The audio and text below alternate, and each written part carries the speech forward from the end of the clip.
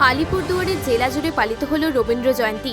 আলিপুরদুয়ার জেলা তথ্য সাংস্কৃতিক দপ্তরের পক্ষ থেকে বিশ্বকবি রবীন্দ্রনাথ ঠাকুরের ১৬৩তম জন্মজয়ন্তী উদযাপন করা হলো আলিপুরদুয়ার রবীন্দ্র ভবনের রবীন্দ্র মঞ্চে। মঙ্গলবার সকাল আনুমানিক ১০টা নাগাদ রবীন্দ্রনাথ ঠাকুরের প্রতিকৃতিতে পুষ্পার্ঘ্য অর্পণ করে রবীন্দ্রনাথ ঠাকুরের ১৬৩তম জন্মজয়ন্তী উদযাপন করেন তারা।